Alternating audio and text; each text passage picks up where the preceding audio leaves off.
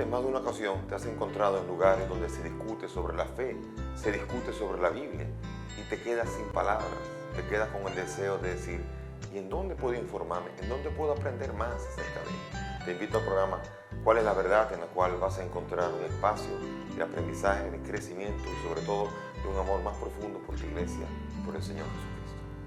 Vamos a continuar, aunque ya hicimos una primera parte de la introducción de la carta.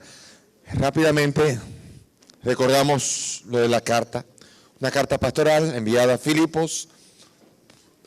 Filipos es una ciudad, ya hemos explicado la ciudad, el lugar y la fecha. Pablo está preso y el contexto de la carta es que Pablo ha sido ayudado por la comunidad de Filipos y por eso le han enviado a Epafrodito, ¿se acuerdan?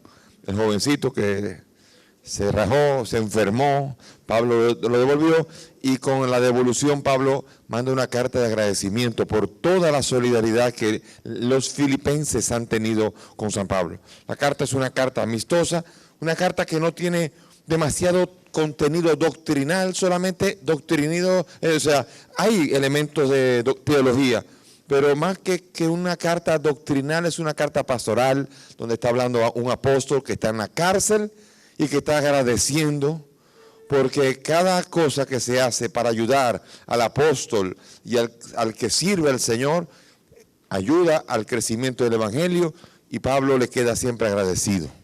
Quiere decir con esto que se parece un poco a aquello de que, acuérdense la palabra de Jesús que dice, ni un vaso de agua quedará sin recompensa para aquellos que lo han hecho porque son de Cristo. Ese colaborar con la misión, donde no todos tenemos que estar al frente de la batalla. Lo importante en la misión es que todos hagamos y pongamos nuestra parte para poder colaborar con ella. Acuérdense de dónde está Pablo, acuérdense de que estuvimos hablando de que la carta está ubicada en un lugar donde si nos metemos ahora, no muy rápido, pero voy a hacer más rápido el mapa. Aquí estamos hablando de la ciudad de Filipos y entonces aquí en Éfeso, aquí Colosas, y les recuerdo que la carta a los filipenses no podía estar pensando en que fuera desde Roma. Como estaba preso y uno normalmente la tradición de Pablo preso en Roma, pero uno sabe muy bien que Pablo hace constantes alusiones a muchos momentos en los que estuvo preso. La discusión es si fue el cautiverio de Roma, que fue del año 62 al 64, la última parte de su vida. Y hay muchos argumentos en contra de que pudo haber sido allí. El primero es que está a 1.400 metros de distancia, de kilómetros, perdón, 1.400 kilómetros de distancia desde Filipos a Roma, por lo tanto es muy difícil que Pablo pudiese estar preocupándose en esa época, porque usted ahora se entera de lo que pasa en Australia por internet, pero en aquella época uno no se enteraba de lo que iba pasando a 1.400 kilómetros de distancia, por lo tanto no era desde Roma. ¿Y desde dónde debía ser? Bueno, parece que si está hablando de los filipenses, Filipos se sabe dónde está. Y sabemos muy bien ya que ya lo hicimos en el estudio de la carta a Filemón. La carta a Filemón tiene los mismos personajes que están en la carta a los colosenses. Por lo tanto, estamos hablando aquí de que sabemos que Filemón y Filipenses fueron escritos en el mismo tiempo ahora. Los últimos estudios dan a entender que es desde esa misma carta de Dios, desde esa misma cárcel que escribe, y Colosas está por aquí y Filipenses por aquí. Es muy probable que en una región de por acá pudiese estar preso Pablo, no se especifica, podría ser Éfeso, difícil, por allí podría ser. Una ciudad que está entre Colosas y Filipos. Y también además la carta debió haber sido escrita, es difícil precisar la fecha, pero es muy probable que haya sido en el tercer viaje que estaba preso y que estamos hablando entre el año 53 y 56, por esa época. Antes se creía que estaba escrita en el 63, 64, porque se creía que era del cautiverio de Roma. Incluso la carta de Filemón también formó parte de aquellas que se creía que habían sido escritas en el cautiverio de Roma, y ahora ya los estudios más recientes dan a entender que fue hacia el año 53, 56 y que no fue escrita en Roma sino en una región del Asia Menor, cercano entre Filipos y Colosas, para poder estar escribiendo sea para uno como para otro. Por lo tanto, es en esa región en donde estamos hablando que Pablo se encuentra. Conocemos la misión de Pablo. Pablo también hay muchas razones por las cuales no debió ser allí, aunque se creía por las palabras pretorio y por las palabras casa del César. Y aclaramos que se llamaba casa del César a cualquier campamento que fuera de romanos. No necesariamente la casa del César era únicamente Roma. Y el pretorio no era solamente para la guardia pretoriana que cuidaba las murallas de Roma. Cualquier lugar que fuese un lugar donde había soldados, se le llamaba el pretorio. Por lo tanto, Pablo está preso por romanos en una región del Asia Menor y no necesariamente en Roma, tampoco necesariamente en los años 60 y pico, sino seguramente estamos hablando de los años 50, mediados de los años 50, 55, 56, 53, por allí. Entonces, importante esto. Y también estamos hablando, la ocasión de la carta era agradecimiento, una carta amistosa, una carta de agradecimiento. Ya hemos explicado un poco la trama, un poco también el vocabulario, no nos detenemos en esto ahora. Y entonces aquí ahora, después de esto, también estuvimos hablando de los temas, de los motivos. El tema de la alegría, el tema del evangelio, el tema de un concepto contable de ganancia y pérdida. Para mí, vivir es Cristo y morir una ganancia. Y así, muchas comparaciones de que el más acá es bueno, pero el más allá es mejor, hay mucha superioridad. Todo este tipo de, y esto expresado en términos contables. He dicho en 5 minutos lo que dije la semana pasada. Pero ahora vamos a continuamos con el tema de la carta a los colosenses. Vamos a comenzar a dar una forma a la estructura de la carta. La carta tiene una clara estructura retórica típica paulina. Acuérdense que Pablo, como voy a dejar esta parte para la estructura, acuérdense que una carta de Pablo tenía 5 partes. ¿Se acuerdan cuáles eran? La primera, el saludo o introducción. Eso era un saludo que además usted va a ver que se parece, el de Filipenses es casi igual al de la carta a los romanos y de la carta a los corintios, que fue escrita en una época parecida, un poco antes, con el mismito saludo. Porque a veces Pablo va evolucionando en el saludo. Vamos viendo que el Pablo ya maduro saluda de una manera diferente al Pablo joven. En la medida que va pasando el tiempo va saludando de una manera más paternal, diferente. La segunda parte, ¿cuál era? Acción de gracias. Pablo siempre la pasadita de manos. Aunque aquí esta acción de gracias también es muy melosa porque en la carta no va a haber ninguna corrección. La carta es amistosa. La carta es en un buen mood, en un buen talante, está bien, está en buen ánimo y está en plan de agradecimiento, por lo tanto el agradecimiento va a ser, pero siempre cuando hay un agradecimiento, muchas veces la carta viene un lío. Viene un reproche, viene un problema. Incluso es conocido que la carta a los Gálatas, que es la carta entera es un boche. La carta entera es un boche porque los cristianos han querido volver a la circuncisión. Allí no hay ni siquiera agradecimiento, acción de gracias. Allí va de una vez al boche. Me avergüenzo de que ustedes se hayan pasado a un evangelio tan pronto. Y por ahí arrancó el boche. Pero normalmente cuando él quiere presentar líneas pastorales, él da gracias primero. Esa acción de gracias, yo lo he explicado en otras ocasiones, es necesario en retórica. Cuando usted, qué sé yo, una persona que tiene que votar a una persona del trabajo, un rector que tiene que votar a un seminarista, tiene que comenzar diciendo cosas así. Tú eres un buen muchacho. Tú eres una persona aplicada. Tú eres una persona que... Y así, y la pasadita de mano. Pero... Entonces viene el argumento. Entonces uno tiene que aprender a saber cuándo acabó la pasadita de mano y cuándo viene el argumento de lo que vinimos. Entonces en este caso el argumento, la acción de gracias y la pasada al texto no hay mucha diferencia porque, vuelvo y digo, la carta es amistosa. Después viene lo que se llamará, tercero, el cuerpo de la carta, a lo que vinimos, la enseñanza, lo que va a decir, contenido esencial de la carta, lo que propone. Después va a venir una cuarta parte que es la sección parenética o exhortación, que va a ser, Pablo normalmente cuando escribe en la teoría también pone indicaciones prácticas de cómo vivir, cómo hacer las cosas que él dijo. La carta a los romanos, que es un monumento teológico, también tiene una enorme, larga sección parenética o sección exhortativa. Y cuando hagan esto, y cuando hagan esto. ¿Qué quiere decir una sección parenética? En donde se le da exhortaciones prácticas de cómo vivir. Por ejemplo, el sermón de la montaña es un sermón parenético.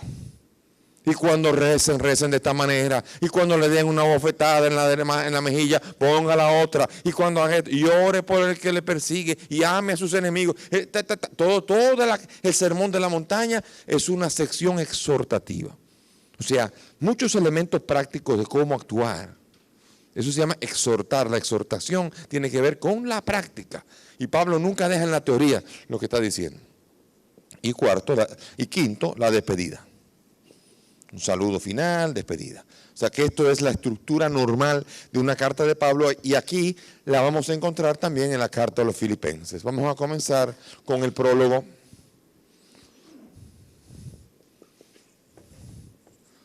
El prólogo tiene primero un saludo del 1 al 1 a 2. Es un saludo. Y después viene la acción de gracias. Viene del 1 del 3 al 11, típico. Pablo allí va a comenzar como comienzan todas las cartas, saludando primero, y verán que el saludo es un saludo clásico paulino, y después también la acción de gracias. Que normalmente la acción de gracias, siempre lo he dicho y lo vuelvo a decir, la acción de gracias tiene mucho que ver con el tema que va a tratar. Les recuerdo, cartas paulinas, hay cartas que tienen nombre. Por ejemplo, la carta a los romanos se le llama la carta de la fe. Entonces la acción de gracias, doy gracias al Señor por la fe que ustedes tienen. La carta a los Corintios, la primera carta de los Corintios, ¿cómo se llama? La carta del amor. Doy gracias por el amor que ustedes tienen, que su caridad es conocida en toda la región. Siempre va con el tema. La carta a los tesalonicenses, la primera carta, ¿cómo le llaman? La carta de la esperanza. Ha faltado alguno de esas clases. La carta de la esperanza, que habla siempre de la venida del día del Señor. Entonces, doy gracias al Señor porque ustedes son los primeros que esperan la venida del Señor y están preparando. Doy gracias por eso. Y así, vamos a decir que todas las cartas, menos Gálatas, el boche, todas las cartas normalmente preparan el tema que va a decir. Y aquí el tema también va a preparar lo bien que ustedes se han portado, cómo son ustedes solidarios, normal. Porque el tema va a ser agradecer todo lo que han hecho por ellos. En breve regresamos con ¿Cuál es la verdad?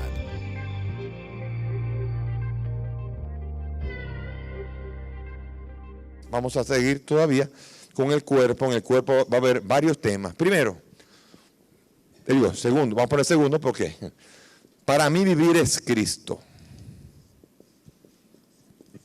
Esta es una carta, esta es una primera parte. Del 12 al 26, o al 27 me parece, no, 26. Para mí vivir es Cristo, que se proclama Cristo, la vida y muerte en Cristo y el crecimiento en la alegría. ¿Cómo es necesario llenarse de alegría? En la medida en que uno vive para Cristo, porque uno muere en Cristo, y eso es algo mucho mejor que vivir todavía. O sea que esa carta va a ser muy hermosa en este sentido porque va a hablar mucho del más allá, de la parucía, de la venida del Señor. Después todo ahora, tengan un mismo sentir entre ustedes. Tened, vamos a ponerlo en español de España, tened un mismo sentir.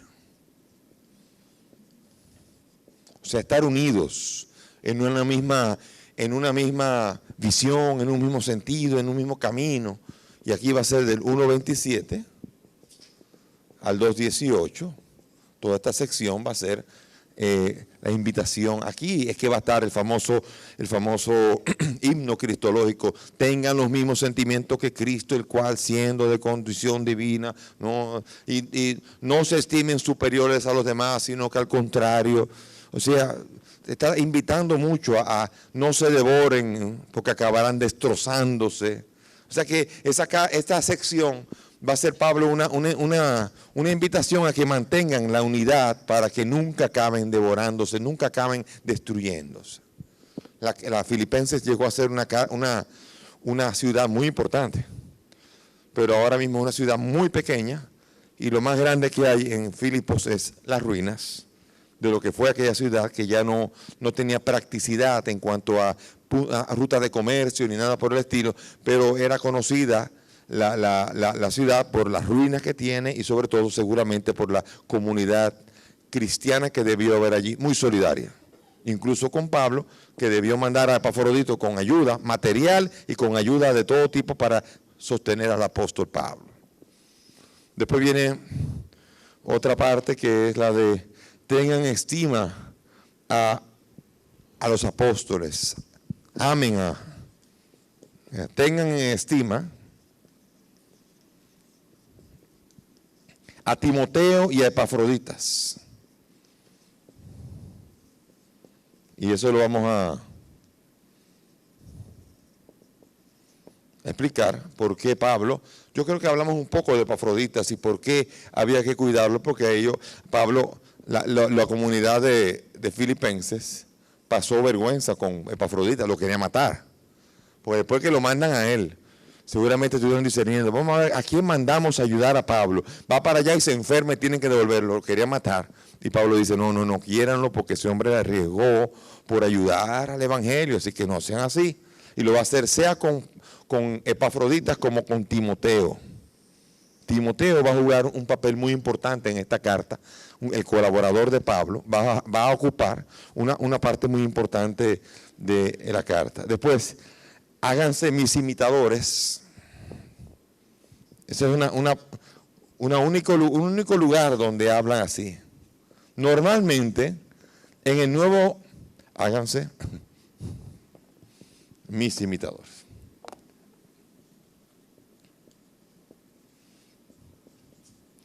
Esto es una palabra desconcertante. Es el único sitio donde aparece esto, porque normalmente todo el mundo quiere imitar a Cristo. Todo el mundo quiere tener a Cristo y el mismo Jesús dice, aprendan de mí que soy manso y humilde. El único que se pone como ejemplo casi siempre es Cristo. Y aquí es la primera vez y única en la que Pablo va a decir, háganse mis imitadores. Pero va a ser siempre en cuanto a que miren cómo yo sigo a Cristo. Imítenme en cómo yo sigo a Cristo. Tampoco va a ser que él se va a predicar a él mismo, jamás. Pablo va a permitir esto. 3.1 al 4.1 va a ser esta sección. Son varias secciones importantes que Pablo va a desarrollar la carta. Finalmente, alégrense en el Señor. Alégrense siempre.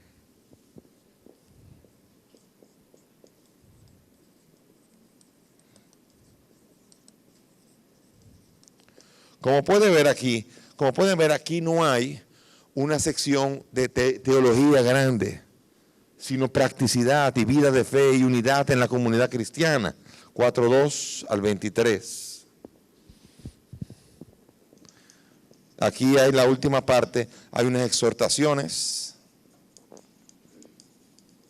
Aquí hay un saludo, hay una despedida y un final.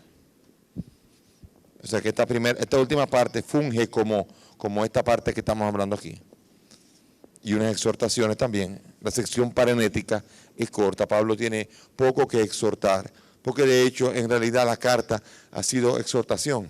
Tengan un mismo sentir, tengan en estima, háganse mis imitadores. Como pueden ver, las secciones de la carta son muy parenéticas, muy exhortativas, muy invitan a la práctica. Por lo tanto, no es una carta común, no es donde hay una formalidad en la doctrina, sino que es una carta que va muy fácil, fluye muy bien. Es una carta que si usted la lee, no sé cuántos ya han leído la carta entera, pero quien ha leído la carta y la lee, va a ver que eso es muy fácil de leer, no hay tensión, no hay boche, no hay teología pesada. Allí todo lo que hay es un camino de invitación que ayuda mucho a una comunidad cristiana a poder caminar, porque da líneas espirituales a nivel comunitario. Eso es muy interesante, esta carta, en este sentido. ¿Saben? Cuando usted, al párroco, al obispo, al pastor o al que está ahí, cuando está molesto, ustedes lo notan, ay, él está bravo, y uno lo va a agachar la cabeza diciendo, ¿qué va a pasar aquí? Y ustedes notan cuando el párroco está en buen humor, entonces se le oye porque es más fácil escucharlo, ¿verdad? Algo así. Aquí Pablo está de muy buen humor, muy fácil de escuchar y muy deseoso de mantenerse escuchando lo que está diciendo. Bien, esta carta es tan hermosa, y esta carta, sobre todo después de que se escribió, en el año 53, 56, por allí, todavía después de que ya se escribieron los últimos escritos del Nuevo Testamento, esa carta fue muy comentada. Esa es de las cartas más comentadas que hay.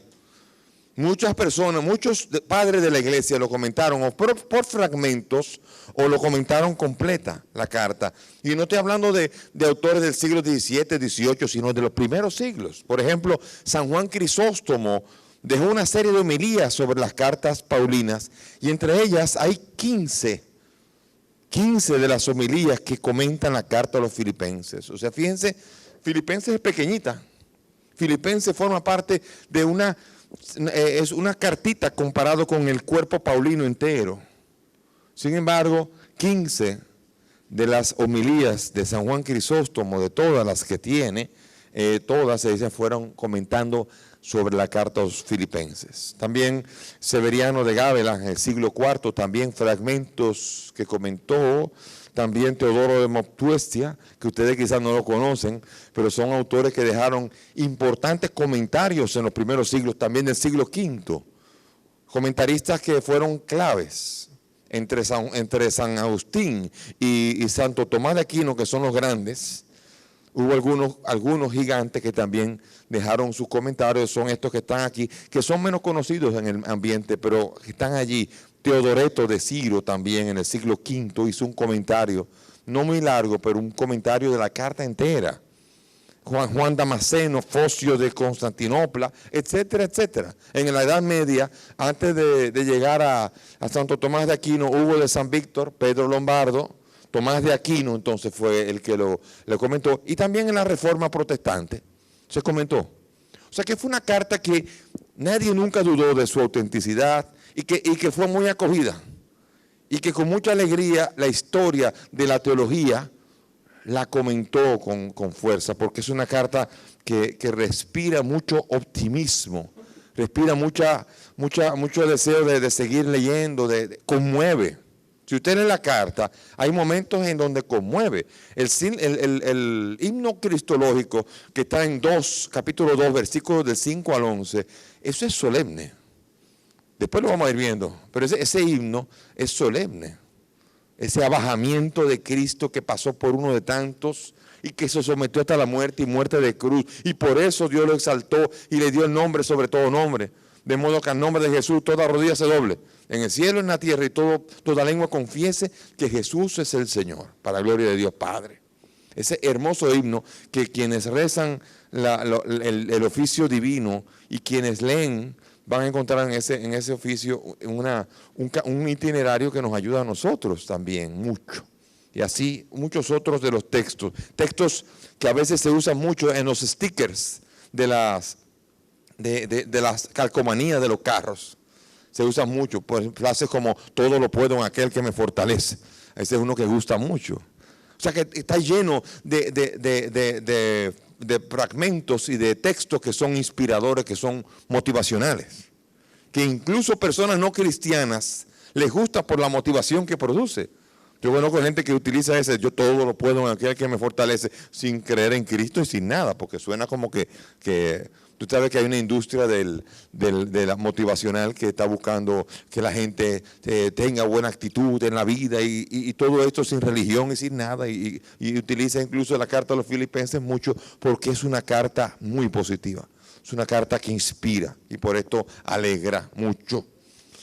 Y bien, la carta, para finalizar la introducción, tiene temas teológicos importantes, temas esenciales que hay que entender, que es sobre los cuales va a ser, voy a usar un término que se utiliza en las aulas de teología, forman parte del eje teológico de toda la carta.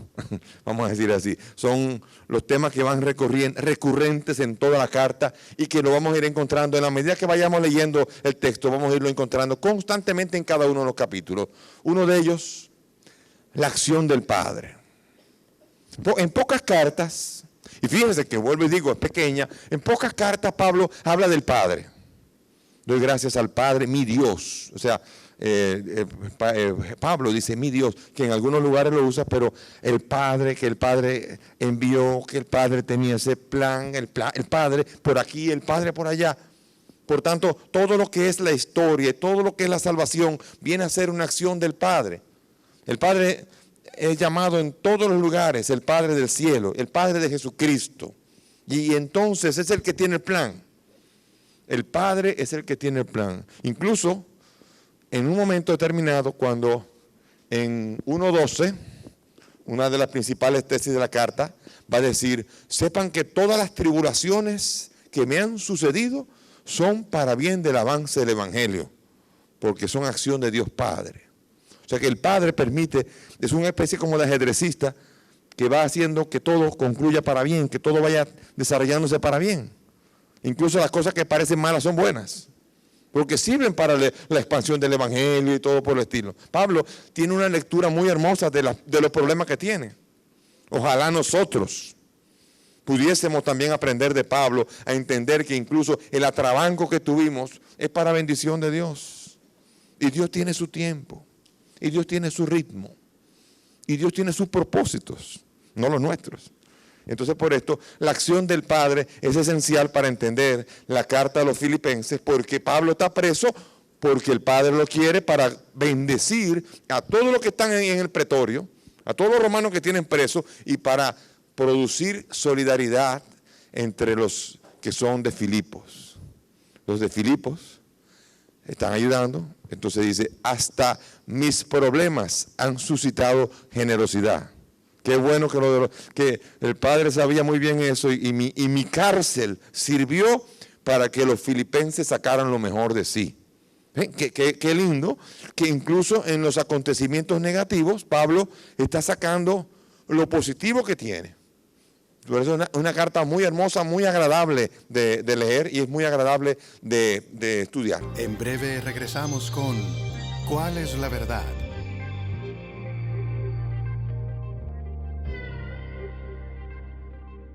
Otro segundo punto de teología que hay allí es Jesús es Señor. Lo va a decir desde el principio hasta el final. Fíjense, nada más que en el capítulo 1, versículo 1. Agarren ahí y vean lo que dice. Pablo y Timoteo, siervos de Cristo Jesús, a todos los santos en Cristo Jesús que están en Filipos con los episcopos y diáconos, gracias a vosotros y paz de parte de Dios Padre y del Señor Jesucristo. O sea que allí todo el tiempo es Cristo, Jesucristo, el Señor, Jesús es el Señor. Va a tratar de invitar a los filipenses a que se centren mucho en la profesión de que Jesús es el Señor para gloria de Dios Padre. ¿Ven? Entonces aquí está muy unido el Padre y Jesús. Yo creo que ustedes cuando estoy diciendo esto se ubican de los textos que hay en Filipenses que hablan de ello. Por lo tanto, no es solamente en los textos que conocemos. Vamos a ir viendo que en toda la carta recorre la acción del Padre, que tiene todo bajo su plan, y la acción de Jesucristo, el Señor lleno del Espíritu, que es el Señor de todos y que tiene que ser el Señor de nuestro corazón. Que tiene que llegar a hacer enseñorearse del corazón de todos aquellos que son evangelizados. Y después, otro tema tercero y último, de los temas que van a recorrer toda la carta, es lo que puse aquí. Tener un mismo sentir. Estén unidos, estén unidos. Es como, pareciera como un papá que le está hablando a los hijos: no me peleen, mis hijos, no me peleen, manténganse juntos, no peleen entre ustedes, tengan un mismo sentir. Yo no sé si al decir esto ustedes están entendiendo lo que quiero decir. El tener un mismo sentir significa tener las mismas aspiraciones, la misma visión. Cuando dos personas tienen un mismo sentir, no pelean nunca, no van a discutir. Si le toca a este en este momento dirigir la iglesia y después a este, en el mismo sentir, todo eso se hace con alegría. Ahora, cuando es en rivalidad, anda la porra. Sea quien salga, hay problemas. Y por esto aquí, este tema va a ser esencial en la carta. Para Pablo es fácil porque los filipenses son muy solidarios. Y es una exhortación de algo que sabe que ellos viven. Por lo tanto, no es difícil. Pablo lo habla con mucha libertad, con mucha frecuencia. Porque usted, déjeme decir una cosa. Si usted hay un tema que a usted le pica duro, ¿no? Y alguien lo toca mucho, qué sé yo. Vamos a poner un tema, qué sé yo, que usted tenga un tic. Y de repente hablemos del tic y otra vez del tic. Entonces uno, ya el que tiene el tic se va porque le molesta que le estén hablando de eso. Y cuando es un defecto, peor. Que si son tacaños los filipenses, entonces tacaños, no sé qué, tacaños, porque la tacañería, porque... no. Y por eso pasa, eso también pasa en las homilías. En las homilías hay que cuidarse. Porque en las homilías entonces hay comerciantes que si uno habla del mal comercio, entonces creen que es de los comerciantes y es del mal comercio. Después si uno habla de los políticos malos, entonces hay un político ahí que sea bueno, ya se la está personalizando y cree que estoy hablando de los políticos. Entonces hay que tener mucho cuidado de cómo predicar y poder ayudar a encaminar los temas y la enseñanza sin que eso sea hiriente. Por eso Pablo aquí en esto de tener un sentir no tiene mucha dificultad porque saben que tienen un sentir y puede hablar de eso una y otra vez y a nadie le va a picar. Bueno, quizá alguno otro que no tenga el mismo sentir, pero la mayoría de la comunidad se va a sentir a gusto en este tema en el que Pablo va a poner insistencia. Bien, con esto terminamos nuestra introducción a la carta de los Filipenses y ahora simplemente vamos a comenzar la carta. Acuérdense que no tendremos demasiado tiempo. La carta es corta.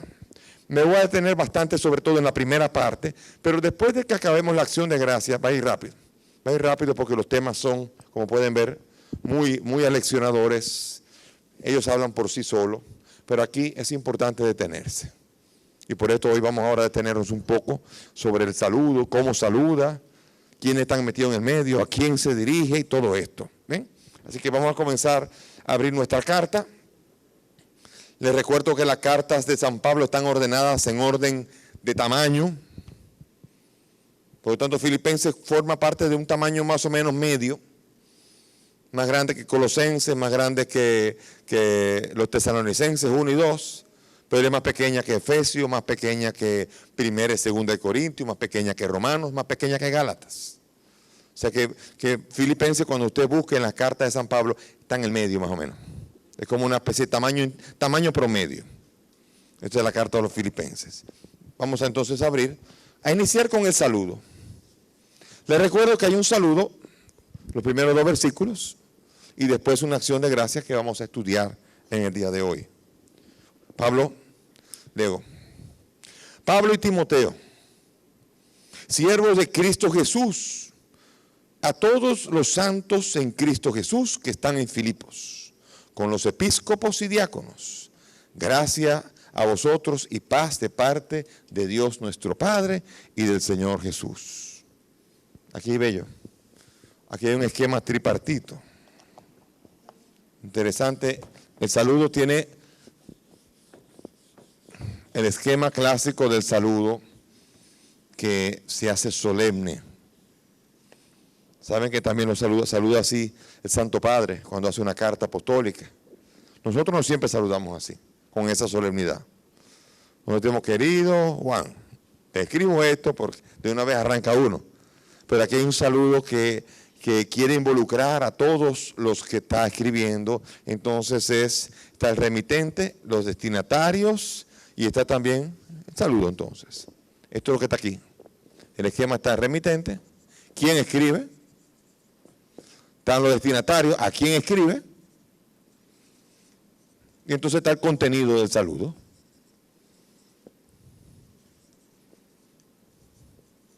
Ese es un esquema muy tradicional en las cartas grecorromanas. También en el mundo romano se saludaba así. Fulano, Víctor Masalles, obispo de la arquidiócesis, auxiliar de la arquidiócesis de Santo Domingo, a nuestro hermano José, que está en la parroquia tal, gracias y paz a ti de parte. Esa manera es muy fuerte. Eso fue una manera muy convencional que se hizo en el mundo grecorromano. Ahora aquí me saluda así y digo, bueno, ¿y qué fue lo que tomó este hombre? ¿Qué le pasó? ¿Y qué le ha dado este hombre porque no es un saludo que actualmente se utiliza en la epistolografía moderna? Pero este es el saludo clásico, tripartito, remitente, Pablo y Timoteo. Normalmente siempre llamamos carta de San Pablo, pero aquí hay dos. Eso enriquece la carta porque el remitente consta de dos, Pablo y Timoteo. ¿Quién es Timoteo? ¿Quién sabe quién es Timoteo? Un ayudante de Pablo. Y en Timoteo, aquí vemos nosotros que Timoteo es uno, vamos a leerlo, vamos a buscar en el libro de Hechos de los Apóstoles. Hechos, capítulo 16. Acuérdense que en Hechos 16 es el capítulo de la misión a Filipos. Quiere decir con esto que por ahí apareció Timoteo ya en el camino de la fundación de la iglesia de Filipos. Por lo tanto, el que esté Pablo aquí saludando junto con Timoteo no es cualquier cosa. Los que estaban viajando eran Pablo y Silas. Silas o Silvano. Cuando ustedes digan Silvano o Silas, porque hay algunas versiones, sobre todo las protestantes, usan mucho Silvano. Silvano es Silas.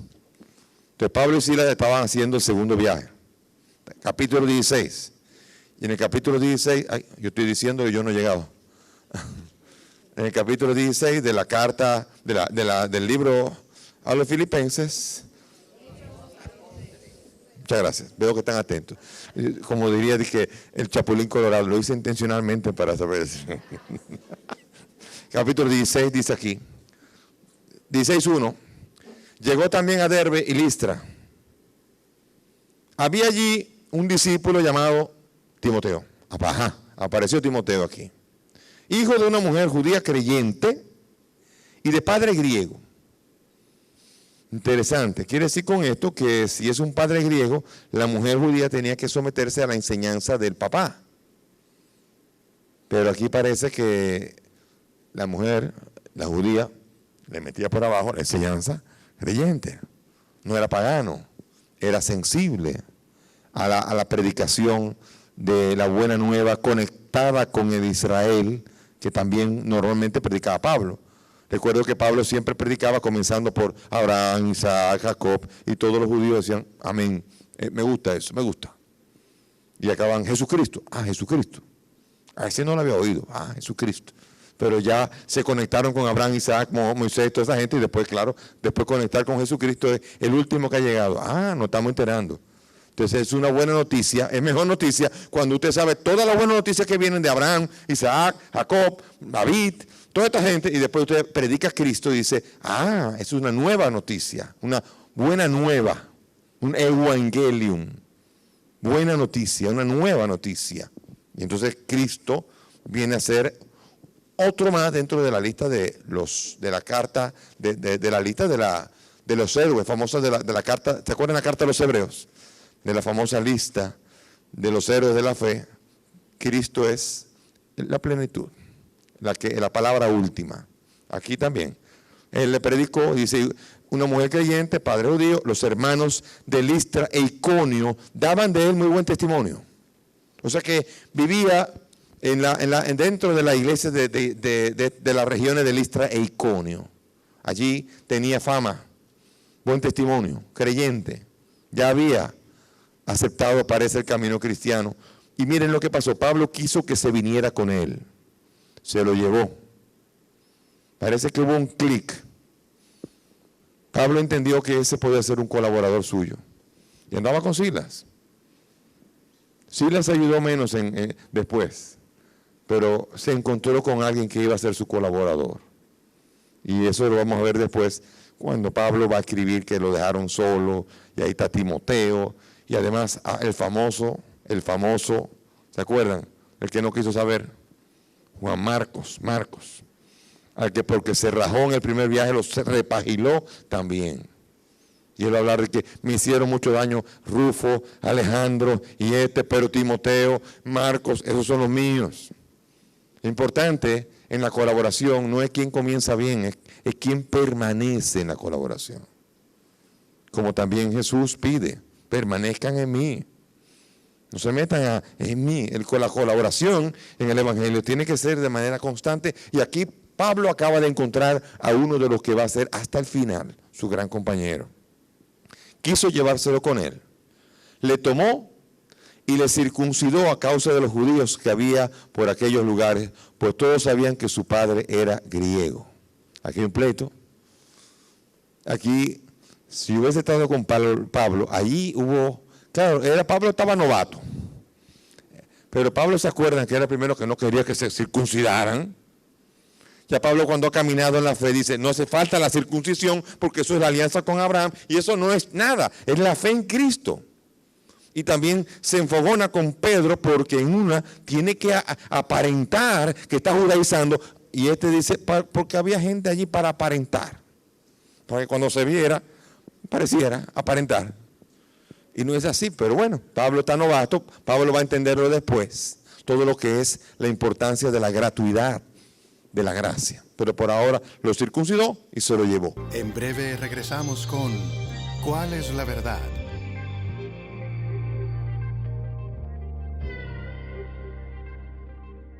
Aunque en la misión de Filipos, que comienza en el versículo 11, no aparece Timoteo, uno dice, pero Timoteo se quedó. Pero vamos a seguir hasta el capítulo 17, que es donde demuestra que que Timoteo sigue con ellos. Dice aquí 17:14, los hermanos entonces hicieron marchar a toda prisa a Pablo hasta el mar. Silas y Timoteo se quedaron allí. Aquí vamos a recordar un poco el mapa del segundo viaje de Pablo, qué fue lo que hizo. Vamos a tratar de ver, cada vez que lo pinto diferente. Ustedes van a creer que estoy pintando otro mapa siempre, porque cada vez lo pinto diferente. Aquí está Filipos. La misión siguió por Tesalónica, después siguió por Berea, y después tuvieron que irse a Atenas. Y Pablo había que protegerlo porque allí y aquí le quisieron tirar piedras. Pero era con Pablo que se la cogieron. Y dice, Silas y Timoteo se quedaron. ¿Ven? O sea que ellos fueron encontrados por aquí, los encontraron por acá, pero cuando están en esta región, ya Timoteo pasa a ser el compañero de Pablo, que lo va a acompañar en más de un viaje hasta el final. Allí encontró, ese es Timoteo. ¿Perdón? Timoteo entonces pasa a ser el que ha encontrado Pablo y que tiene que ver mucho con el nacimiento de la iglesia de Filipos. Por lo tanto, que Timoteo esté allí es importante, muy importante. Usted sabe muy bien que cuando en un grupo de oración, cuando usted recuerda al fundador, en un cursillo de cristiandad, en un movimiento de la relación carismática, en los movimientos, en los grupos que se fundan, cuando usted menciona al fundador, y a los fundadores cuando son más de uno, los fundadores de la iglesia de Filipos son 3, Pablo, Silas y Timoteo. Por tanto, Pablo no está escribiendo con Silas ahora, está escribiendo con Timoteo y sabe que es importante que el saludo venga acompañado del nombre de Timoteo. ¿Ven? O sea que fíjense que allí este saludo no es hecho al caso. La primera inclusión del nombre de Timoteo ya es importante. Pablo y Timoteo, siervos de Cristo Jesús, a todos los santos en Cristo Jesús que están en Filipos. A todos los santos. Pablo aquí está hablando a todos, que significa toda la comunidad cristiana. Pero hay una comunidad cristiana, la comunidad cristiana no es la que está así repagilada por ahí, repartida como si más. Hay una característica aquí de esos santos. ¿Cómo están estos santos? Sí, pero están como organizados, ¿cómo? Bajo la supervisión de ¿quién? Los obispos y diáconos. O sea, no son lo que dicen, yo voy a misa cuando quiero, yo rezo en mi casa, yo hago lo que me da la gana, yo voy aquí, voy a donde fulana de tal, voy a aquella iglesia, voy aquí, voy a donde yo quiero. No, son a todos los santos que están bajo la sujeción de los diáconos y de los episcopos. Una iglesia organizada, una iglesia con autoridades, una iglesia en la que todos son santos, y que se está hablando de una iglesia que está caminando en la fe junto con sus pastores. Los pastores que apostólicamente fueron instituidos ahí. Porque recuérdense que Pablo no acepta, como los apóstoles tampoco aceptan cualquiera que se quiera llamar apóstol porque sí. Pablo mismo pasó mucho trabajo cuando estuvieron dudando de su apostolicidad. Porque Pablo no comió con Jesús. Y como los apóstoles se consideraban que eran los que cenaron con Jesús, decían, pero Pablo es apóstol. Y Pablo en la carta a los Corintios, en el capítulo 15, va a demostrar que, sí, a mí se me apareció por último. Se le apareció a este. Y por último a mí como un apóstol abortivo, o sea, como el viralata del grupo, pero apóstol. Se me apareció a mí también el Señor. Por tanto, soy apóstol también. Y de hecho, Pedro y los 12 consideraron la sabiduría de Pablo y lo admitieron dentro del colegio de los apóstoles sin ningún problema, como a Bernabé y como a muchos otros, porque los apóstoles no se limitaron solamente a los 12. No se limitaron a los 12. Usted dice, ¿usted está seguro? Bueno, los apóstoles en mayúscula fueron 12, los que estuvieron con Jesús fueron 12. Pero Pablo no estaba con los 12 y el apóstol, Bernabé tampoco y muchos otros. ¿Dónde podemos encontrar esto? Vamos a abrir la carta a los Corintios.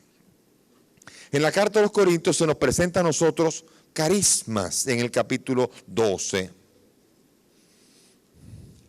Primera carta a los Corintios, capítulo 12. ¿12?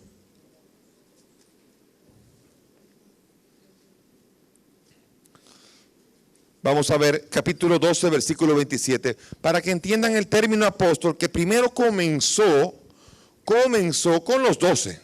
Y de hecho, en el Nuevo Testamento, cuando se refiere a Santiago, Pedro, Judas, Tadeo, los 12, con mayúscula. Pedro se levantó con los 11. Esos eran los 12.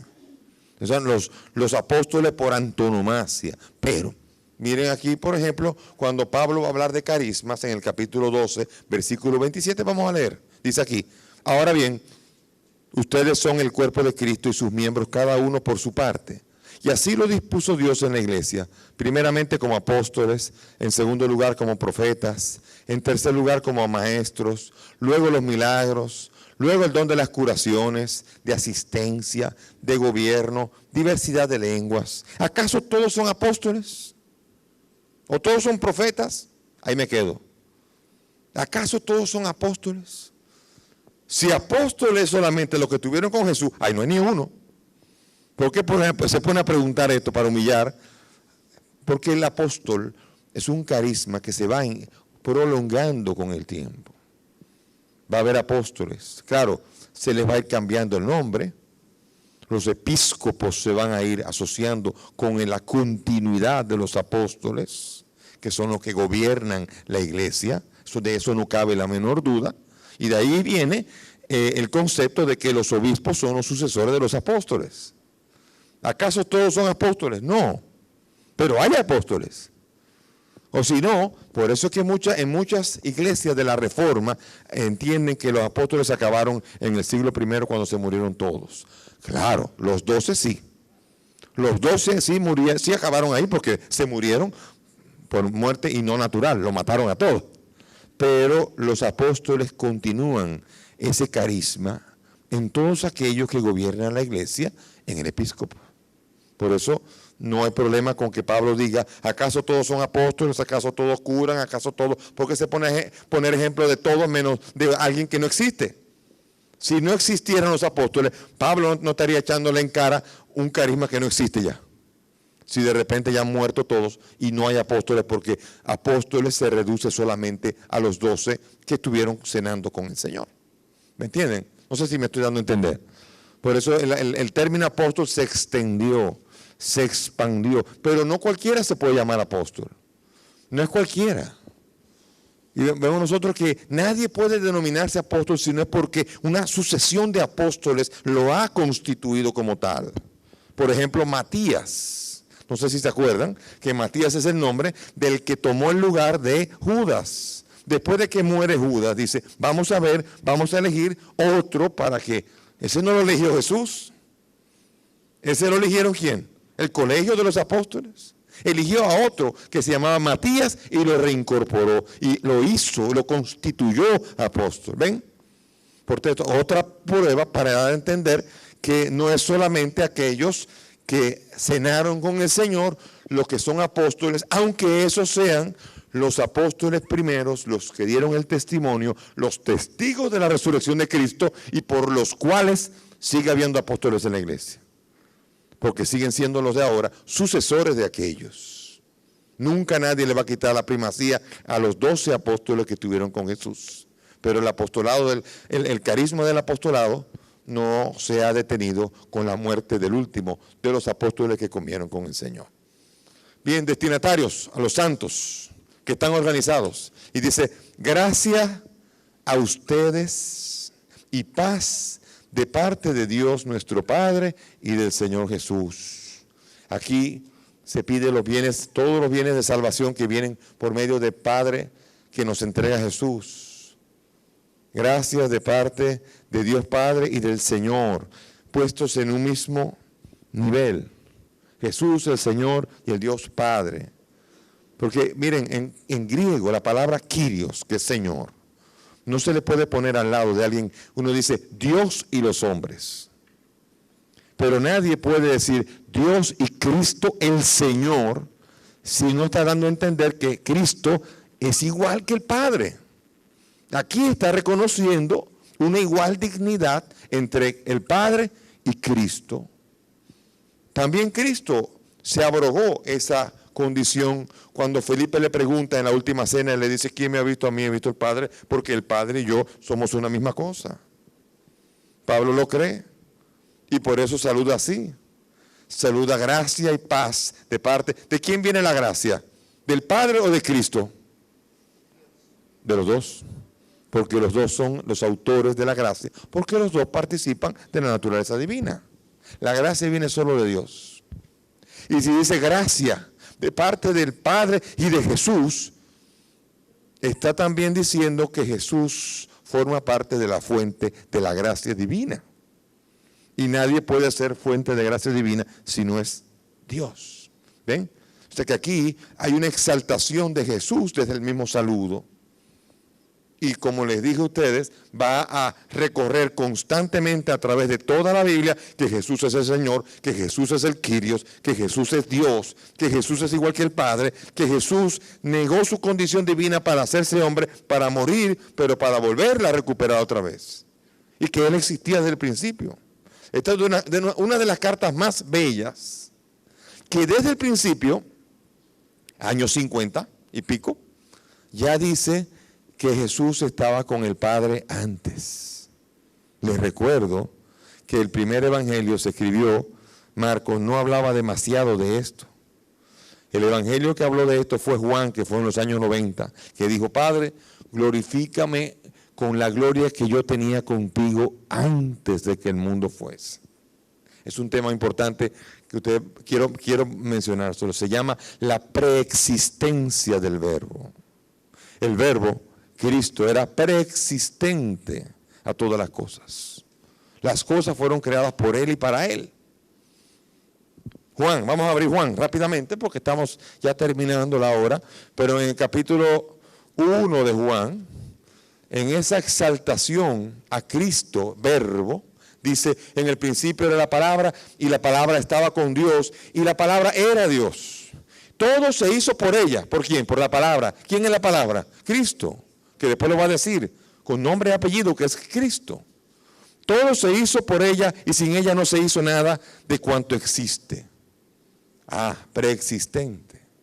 En el principio. Después de que ya existía, fue cuando ocurrió que todo se hizo por Él y para Él. ¿Ven? Pues aquí, esto fue en el año 90. Pues la carta a los Filipenses es uno de los escritos del Nuevo Testamento que de más temprana edad escriben sobre esa preexistencia del verbo. Y vamos a abrir capítulo 2 de la carta a los Filipenses. Es bello entender esto porque vamos viendo que ya la iglesia cristiana casi desde el principio tiene conciencia de que ese hombre no es un hombre. Ese hombre es hombre y Dios. Y que ese hombre está con el Padre antes. Ese no es cualquiera. Matatán infinito. Así que miren lo que dice aquí en el capítulo 2 de Filipenses. Dice aquí, en capítulo 2, versículo 5. Tengan ustedes los mismos sentimientos de Cristo, el cual, siendo de condición divina, ¿oyeron? Dios, siendo Dios, no retuvo ávidamente el ser igual a Dios, sino que se despojó de sí mismo, tomando condición de siervo y haciendo semejante a los hombres y apareciendo en su porte como un hombre,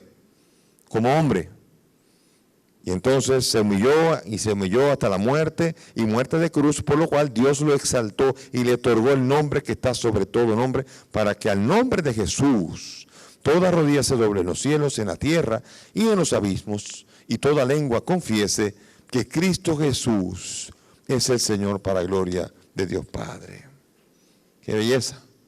Cuando aparece aquí, ya desde el año 50 y tantos, una cristiandad consciente de que Jesús es Dios, y que era Dios, y que estaba con Dios, y que todo ese abajamiento es una acción divina para nuestra salvación, que lo hace retornar otra vez al Padre, que en Juan también lo dice, porque en Juan lo que va a decir en el capítulo 17, versículo 5, es: Padre, glorifícame con la misma gloria que yo tenía contigo antes que el mundo fuese. O sea que está diciendo lo mismo en palabras de Jesús y aquí en un himno en el que está exaltando todo lo que es la naturaleza divina anonadada, negada a sí mismo para poder darle a la humanidad la vida que necesita.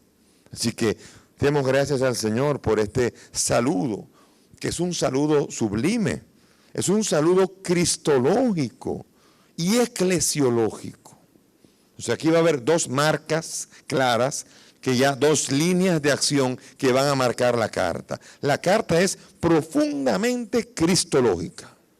Cristo como el Señor. Cristo que se negó a sí mismo, pero que volvió a tomar la condición de Padre del Padre para glorificarlo. Y segundo, la connotación eclesiológica a los cristianos que viven junto a los episcopos y a los diáconos. O sea que esta carta es una carta, no es pesada, pero es una carta que está marcada por un inicio y un saludo muy cuidadoso. Porque si bien es cierto que lo escribió un teólogo, y si bien es cierto que el teólogo no se metió en alta teología, no es menos cierto que encauzó muy claramente el saludo y después la acción de gracias que veremos la semana que viene para poder darle la ruta adecuada a esta hermosa carta. Para que no se queden en consejitos por aquí y consejitos por allá, sino que esté encuadrada en Jesucristo y su señorío y encuadrada en la iglesia en la que todos tenemos que vivir.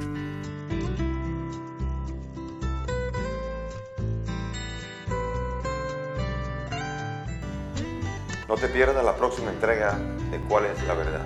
Un espacio para crecer en la fe.